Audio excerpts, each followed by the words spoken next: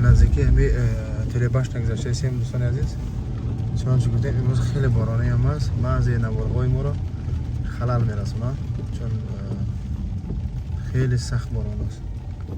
او طرف هم ساختمان ها و کدام مشت دیگه هم هست که در این طرف ساخته شده است. من نمیفهم رفتن میتونیم نمیتونیم. امروز خیلی آدم بسیاره. دوستان عزیز، این ما از نزدیکی همه تلباش آمدیم و چند دقیقه قرار کردیم که همین سیام کنیم. ببینید دوستان عزیز، خیلی هم جای زیبا هم هست و این طرف هم ساختمان ها و این طرف دریا بود از دوستان. خیلی دریای کلان و زیبا و دیدنی. اینجا هم ماست یا پل یا ماست فقط ساخته شده است که این طرف اشاره با اون طرف هم پیوست میکنه. دوستان عزیز، هنوز هم سفرهای ما در شهر دوسلدورف ادامه دارد. این طرف پورت کشتی ها هست و اون طرف هم شهر و این هم دریا گفتگیمون. خیلی دریای کلان ها هست و موبایلش کشتی ها رفته ایستند و این ببینید دوستان عزیز، اما ماسته که گفتیم در مابین شهر ساخته شده است، یعنی در بالای دریا.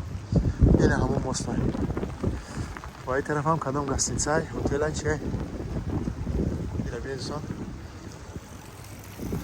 خیلی جای دیدنی زیبا. این اساسا باید ما تابستان می‌بودن که جای خوب چی میکنن که در زمستان برابر شد. دیگه اومدیم اولی سفرهای ما در 2024 از آلمان شروع شد و چندین شهرها را با نوار کشیدیم. این طرف هم کلیسا ابرزرین یا کوچه خفلک ساختمان ها نبرجنی شهری دوسلدورف دوستان عزیز دیجا. خیلی کلان هم هست دریا، خیلی ببینید دوستان، خیلی زیبا هم هست. این را ببینید شما از این طرف با او این طرف بود پیش این طرف خیلی تلباش کلان و خیلی بلند. اینجا هم ساختمان های دیگر. دوستان عزیز، تلباش شهر دوسلدورف در بلندیش 168 متر بوده و در او بالا بر بوده، مثلا رستوران بوده، خیلی چیزا و داخل شدن به این 10 یورو بوده و فعلا تعطیلی نمیفهم چی گفت در شهر آلمان محکم خلاصی گفت. را ببینید دوستان عزیز، خیلی جالب هم هست با چشیدنش، لیکن متاسفانه محکمه. اگر میبرمدیم تماشا میکنیم هم نوار میگرفتیم و تمام شهر ای بالا میدیدیم. دوستان، این یکی از کوچه های دیگری شهر دوسلدورف و چی را ببینید در تنه مثلا ساختمان ساعت نصب کرده شده که ساخته شده است. خیلی هم چیز جالب و خیلی قدیمی هم هست میگن. اگر گفتی یا خوکی وقت هم نیست که بریم ببینیم که چند سال دورم. مقصد گفتیم شما یک دفعه این ساختمان رو ببینید. نه ساختمان راستکی، اون ساختمان که ببینید راستکی.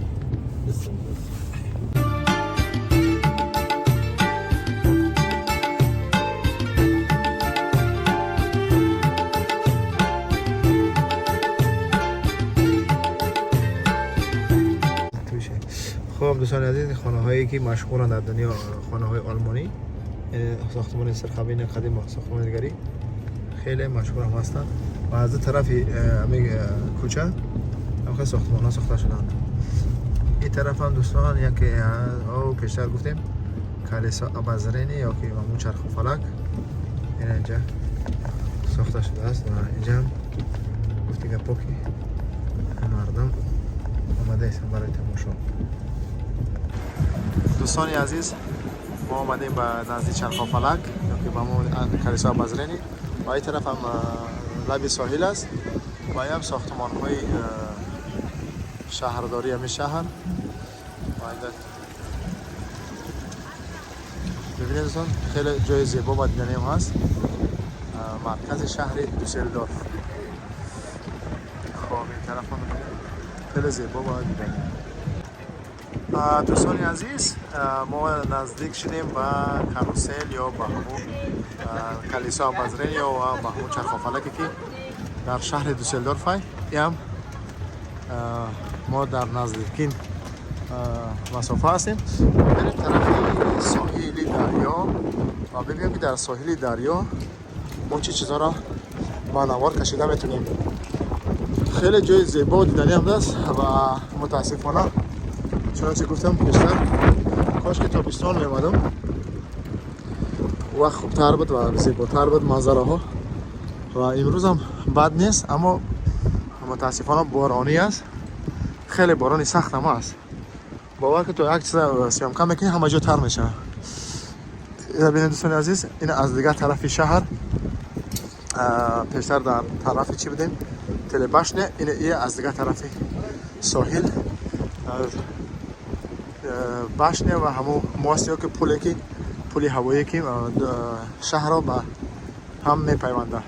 باید دوستان بینید یکی از کشتی های کلانترین که کروز میکنی یا که تمام اروپا را میگردی. این شهر کلن دیسلدورف و این طرف هم یک ماستی دیگه هم بود از دوستان. غیر بین دوستان عزیز، این از دیگه طرفی ساحل. دوستان عزیز گفتی در پامون کشتی میشه در آمدگاه با کشتی از این طریقه میرم کشتی میتونه و بعدش معلوم نیست باید من رفتم. ببینیم دوستان عزیز که همون کشتی که تمام شهرهای آلمان و اروپا را چی میکنن تماشا میکنن. خیلی شهری زیبا و توریستی هم از شهر دیسلدورف.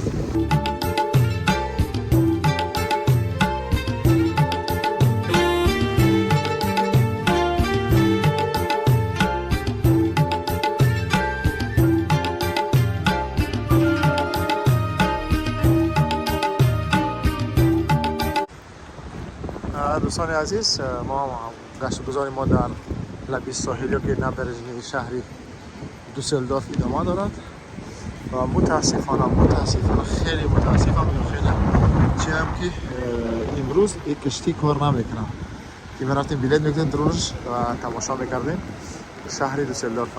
ببینید دوستان عزیز، این هم لبی ساحل یا که نبرجنی شهر دوسلدورف. دوستان عزیز یک بار